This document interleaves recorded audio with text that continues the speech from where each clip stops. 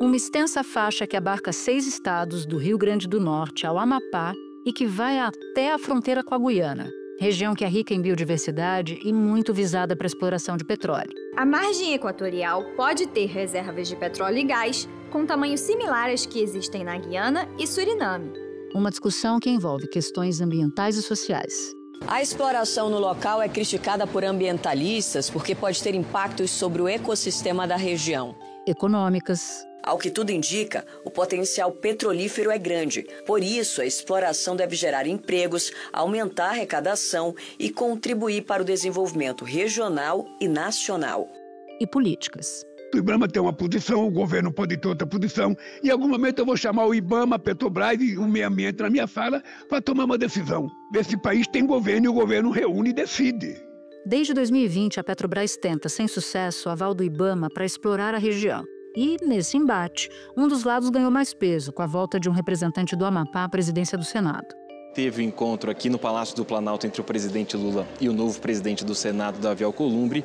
E Davi Alcolumbre, então, pediu a Lula que o governo dê autorização para a exploração de petróleo nessa região da Foz do Amazonas.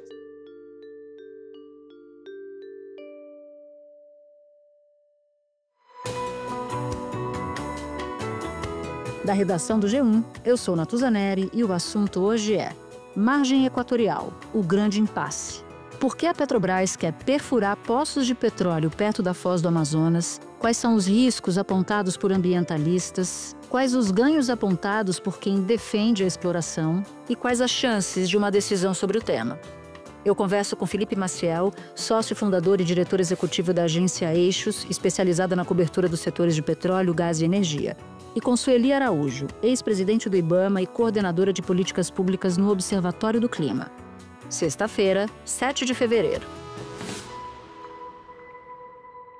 Felipe, o que é a margem equatorial, de que região a gente está falando e por que ela é tão visada? Bom, Natuza, a gente está falando de uma região que vai ali do Rio Grande do Norte até o Amapá, passa ali pelos estados do Ceará, Barreirinhas, que é o Maranhão, Pará e o Amapá em si. A margem equatorial é o nome dado à região litorânea que se estende do Rio Grande do Norte ao Oiapoque, no extremo norte do país. A região inclui as bacias da Foz do Amazonas, Pará-Maranhão, Barreirinhas, Ceará e Potiguar. Essas bacias se estendem pelo litoral de 6 estados: Amapá, Pará, Maranhão, Piauí, Ceará e Rio Grande do Norte. Há alguns anos, a ExxonMobil fez uma descoberta relevante para a indústria de petróleo e gás na Guiana. E essa descoberta foi, logo depois, complementada por uma descoberta feita pela Total Energies no Suriname. Especialistas, geólogos que trabalham na indústria de óleo e gás estimam que essa formação geológica que foi encontrada na Guiana e também no Suriname se estende pela margem equatorial brasileira, que elas têm similaridade, essas formações geológicas. Então, a aposta, e eu digo aposta porque não teve ainda atividade exploratória nessas regiões, a aposta é que a gente possa ter também bastante petróleo nessa região por conta dessas descobertas feitas nos países vizinhos. Você citou a Guiana. Essa descoberta foi feita em 2015. Só para ter uma ideia de comparação, lá em 2015 o PIB per capita da Guiana era de $5.600. Em 2024, esse PIB per capita saltou para $24.500, um recorde. Então eu queria que você explicasse um pouco mais o que aconteceu por lá. Então, a Exxon fez na Guiana mais de 30, talvez mais de 40 poços antes de fazer uma descoberta considerável, com volume considerável de petróleo. Depois que essas descobertas foram consideradas economicamente viáveis, isso porque a atividade de upstream de petróleo e gás ela é dividida em 3 fases. Você tem uma primeira fase, que é a fase exploratória, que é essa que a gente está discutindo para a margem equatorial brasileira, onde a empresa vai ali pesquisar se existe efetivamente petróleo e o volume que esse petróleo, de petróleo que se tem ali naquela região. Uma segunda fase, comprovada a existência desse petróleo, é a fase de desenvolvimento da produção, é onde a empresa vai começar a contratar plataforma, logística, construir bases de apoio, esse tipo de atividade. E a terceira fase é a produção em si, quando a empresa começa a produzir petróleo e a vender petróleo a partir daquela região. Na Guiana, a gente já está na fase da produção. Os investimentos que foram feitos na parte de desenvolvimento da produção é que geraram esse aumento do PIB lá na região. A Guiana era até pouco tempo um dos países mais pobres do continente. Tinha o segundo pior PIB per capita, à frente apenas da Bolívia. Tudo mudou em 2015, quando uma enorme reserva de petróleo foi descoberta. Hoje o país extrai 400 mil barris por dia e a estimativa é chegar a mais de 1 milhão de barris diariamente. É que o petróleo fez jorrar dinheiro na economia do país. Tanto que em 2021, o PIB per capita da Guiana superou o do Brasil. E hoje a Guiana é o país que mais cresce no mundo. Esses investimentos são muito grandes, sobretudo em regiões como é o Amapá também, onde não tem infraestrutura, onde não se tem bases de apoio, onde não se tem indústria fornecedora, você acaba conseguindo levar indústrias, você acaba conseguindo levar investimento em infraestrutura, rodovias, estradas, esse tipo de projetos para essa região, e isso obviamente impacta o PIB e impacta a renda, né, da população local.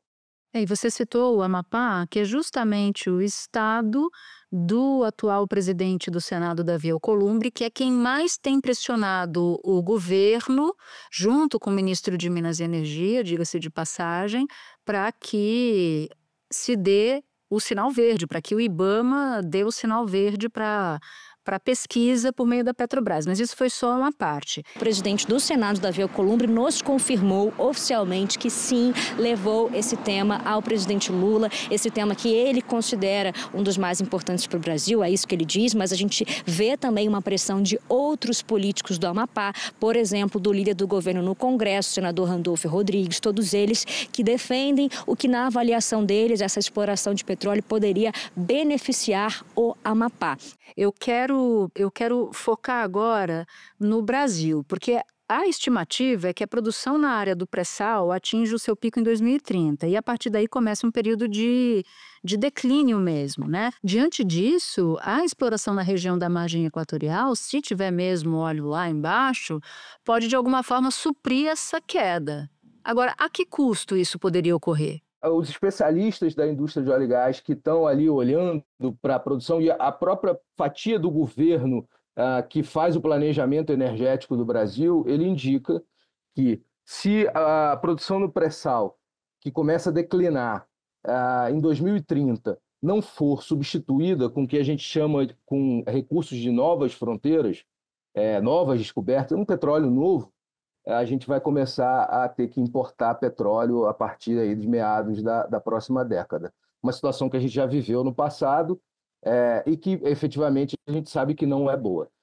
Por outro lado, quem é contrário diz que a gente ainda tem muito petróleo que pode ser descoberto em regiões ali da Bacia de Campos e Santos, onde está o pré-sal, e que a gente deveria trabalhar para ampliar a produção nessas regiões onde já está, onde a produção de petróleo já existe, o impacto ambiental já foi feito e a gente não precisaria causar impacto numa outra região. O que está em jogo, segundo uma conta feita, um estudo feito pela empresa de pesquisa energética, são 23,1 bilhões de barris na foz do Amazonas. A EPE indicou isso num estudo no final do ano passado, dos quais 8 bilhões de barris de petróleo, segundo essa estimativa da EPE, de novo, são recuperáveis. Recuperáveis são os barris que são economicamente viáveis para a produção.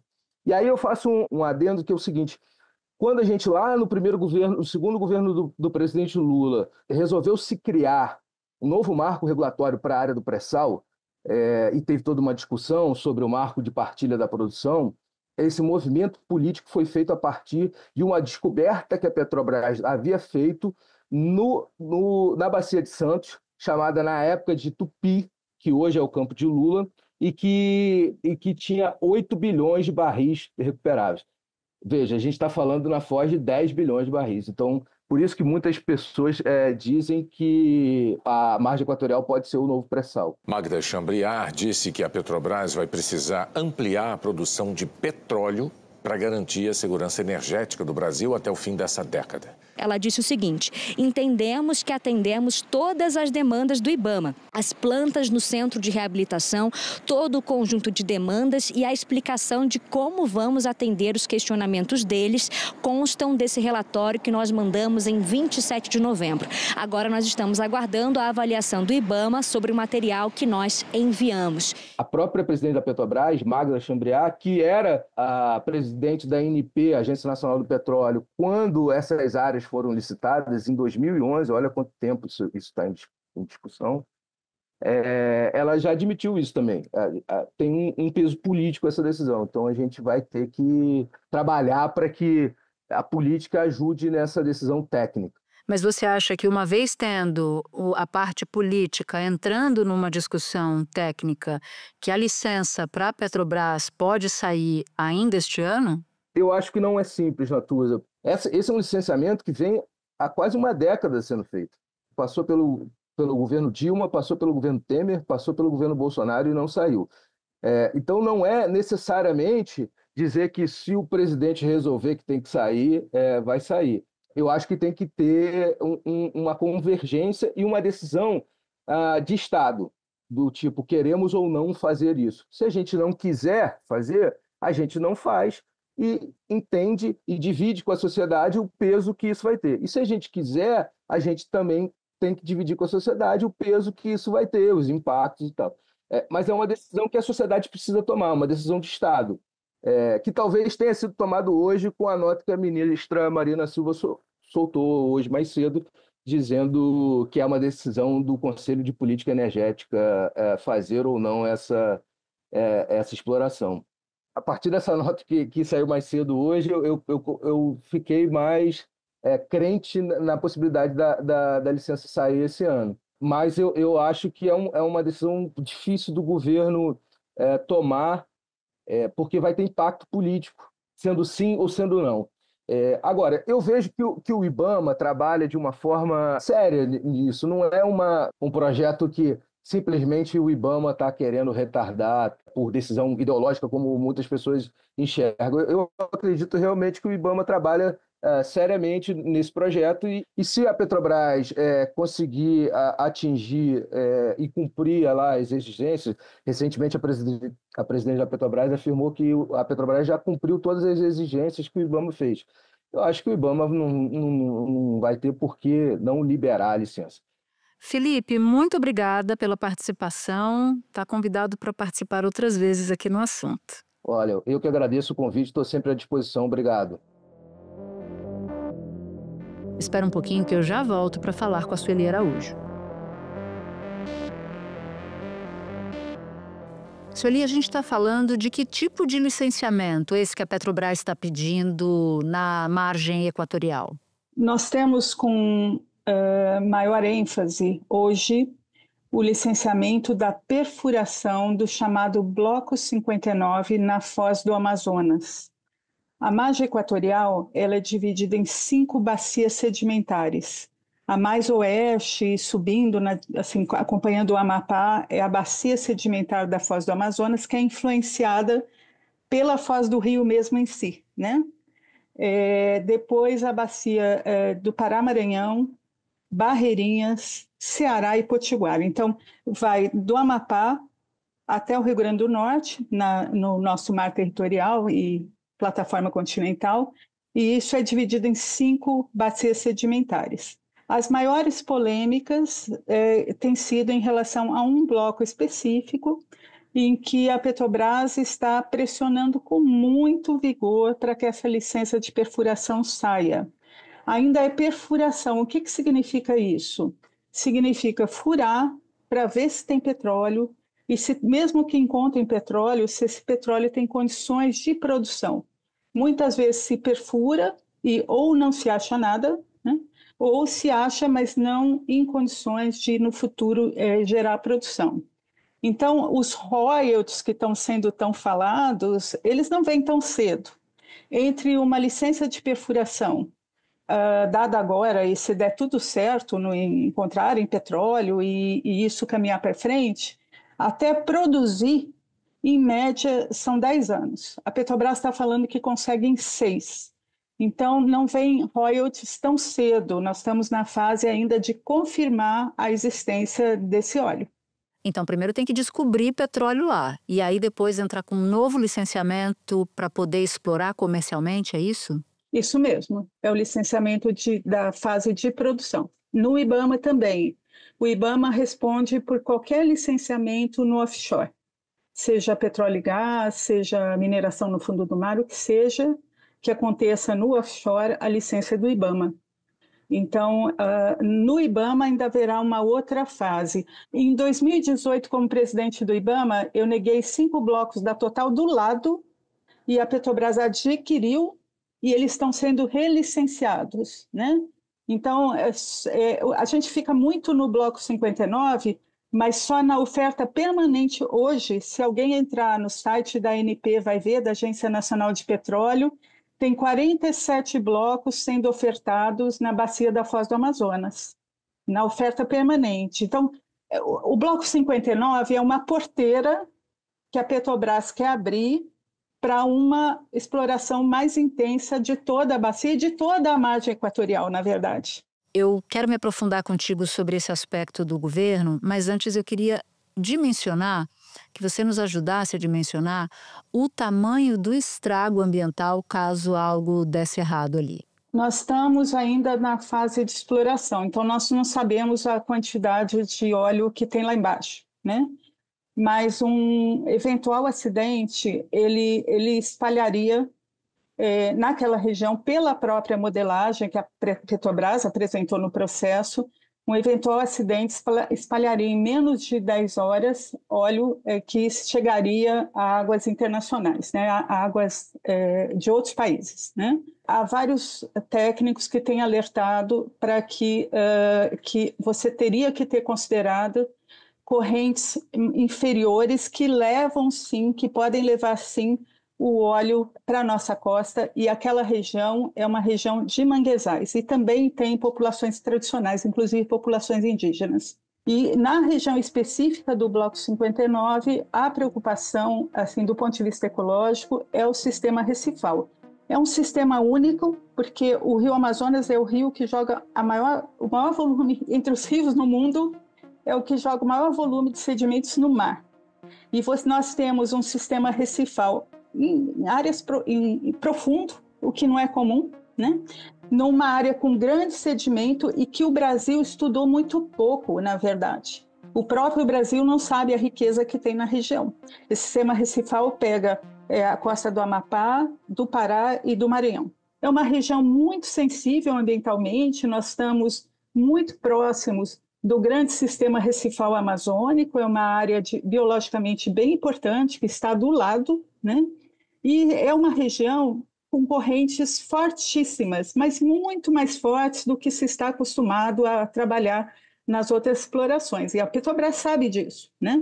Mas essas condições, né, é uma nova área ambientalmente sensível, pouco estudada do ponto de vista de biodiversidade, e com correntes muito fortes.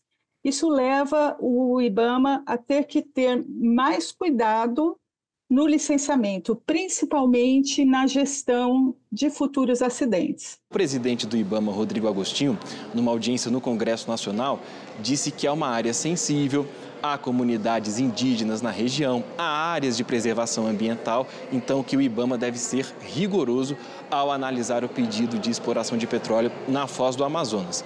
Nós estamos falando de uma exploração de petróleo numa área nova, numa área pouco estudada, numa área onde existe um alto risco de acidentes. Então, a equipe técnica ainda está debruçada, ainda não tem uma conclusão sobre esse licenciamento. Você tem que mostrar que tem condições de socorrer tudo o que tem que ser feito, né? Gente, animais, o mar, né? Rapidamente, em menos de 10 horas, em caso de acidentes, um bloco naquela região joga o óleo para águas que não são brasileiras, joga para a Guiana Francesa e depois de outros países vai para o Caribe. As correntes principais são nessa direção. Não se sabe muito bem o quanto do óleo viria para a costa brasileira. É uma região de manguezais riquíssimos, super importantes do ponto de vista ecológico, né? Os manguezais são sempre berçários, né, de vida marinha, e também importantíssimos na parte de sequestro de carbono. Não se mensura direito nesse processo, na minha opinião, a questão do óleo que vai afundar. Se analisa muito o óleo que vai dispersar em caso de acidentes nas modelagens, mas uma parte do óleo pode afundar, e na hora que ele afundar, ele vai para cima do sistema recifal. Então, não é uma região simples de trabalhar, e isso, o IBAMA está certo quando olha com os cuidados necessários. A gente fica muito preocupado, todo mundo que está acompanhando esse processo, com essa pressão toda, né? A pressão para a concessão dessa licença, ela está desumana em cima dos técnicos. Isso não pode ocorrer, né? O licenciamento tem que ser um procedimento de análise técnica, a avaliação de impactos ambientais tem que ser feita com muito cuidado. A ministra Marina Silva, em uma entrevista no fim de outubro aqui para a Globo News. Ela fala o seguinte: em se tratando das licenças que são dadas, eu não tenho uma influência sobre essas licenças, porque senão elas não seriam técnicas. A resposta é uma resposta técnica, o IBAMA se atenta aos aspectos ambientais. A ministra também publicou em uma rede social que os critérios e os tipos de atividades que estão sujeitas a esse licenciamento que é feito pelo IBAMA, isso está em lei, é o que disse a ministra. E ela falou também que as licenças são emitidas quando estão de acordo com esses critérios que estão em lei. E ela também publicou um gráfico que mostra que a maior parte das licenças foi dada em 2024 justamente ao setor de petróleo e gás. Dando ou não a licença, a autoridade que tem poder para resolver isso é o presidente do IBAMA. A ministra do Meio Ambiente não tem esse poder legal e muito menos o ministro das Minas e Energia ou o próprio presidente da República. Isso é tarefa do presidente do IBAMA com sua equipe. Agora, entrando no propósito do governo federal, não te parece um contrassenso no ano da COP, com o Brasil se propondo a ser um líder na agenda de combate às mudanças climáticas, investir nesse tipo de operação agora? Eu acho a opção pela expansão da produção de petróleo absolutamente equivocada. O Brasil tem petróleo para o seu alto consumo e isso pode durar muitos anos, principalmente se o país optar por não exportar, por explorar nas áreas já em operação para seu próprio consumo. Sobre o ponto de vista de demanda interna, nós não temos problema, mas precisa haver uma opção pela descarbonização e não pela expansão da produção de petróleo. As pessoas podem ter posições técnicas, vamos debater tecnicamente. O que não dá é para a gente dizer a priori que vai abrir mão de explorar uma riqueza que, se for verdade, as previsões, é uma riqueza muito grande para o Brasil. É contraditório? É, porque nós estamos apostando muito na transição energética. Ora, mas enquanto a transição energética não resolve o nosso problema, o Brasil tem que ganhar dinheiro com esse petróleo. Nós viemos de 2024 como o ano mais quente da história, que se tem registro na história da humanidade, né? 2023 é o segundo ano mais quente, então tem algo errado. A crise climática já está aí. E mais de 70% das emissões de gás de efeito estufa no mundo vem da queima dos combustíveis fósseis. No Brasil, a maior parte das emissões são ligadas, pelo 46% das emissões brasileiras, em número de 2023, vem do desmatamento. Mas o petróleo, no mundo, é o vilão do aquecimento global. E esse petróleo que nós vamos explorar, se a opção do governo for concretizada, mesmo que esse petróleo seja exportado, ele vai queimar em algum lugar. E não existe petróleo sustentável, isso é incompatível. Mas você expandir produção de petróleo em plena crise climática, justificando com a transição energética, é inaceitável, porque você vai estar piorando o problema que a transição energética quer resolver. Então, você vai, para pegar dinheiro para a transição energética, você vai estar piorando permanentemente esse problema, né? e abrindo novas áreas, um leilão desse ano. Vai ter um leilão, está previsto um leilão esse ano, né? E os leilões têm sido grandes. O leilão de petróleo da ANP final de 2023, que foi chamado de leilão do fim do mundo, colocou em oferta 603 blocos. Foi o maior leilão da história, foi 2023. Foram arrematados 192. Vai estar previsto um leilão agora no primeiro semestre, não se sabe quando. Quando você coloca um bloco em leilão hoje, ele vai produzir daqui 15 anos. Nós estamos em 2025, você vai botar um bloco produzindo em 2040. A plataforma tem uns 30 anos de vida útil, isso dá 2070. Quer dizer, a gente vai continuar reforçando a opção por combustíveis fósseis até quando? Não dá para carbonizar a nossa matriz energética em plena crise climática. O Brasil tem vantagens competitivas em relação a outros países, porque tem uma matriz um pouco mais descarbonizada, né? Nossa matriz elétrica, principalmente, ela é bem descarbonizada, e o que está se fazendo com isso é carbonizar, quer dizer, piorar a situação do mundo em relação ao clima.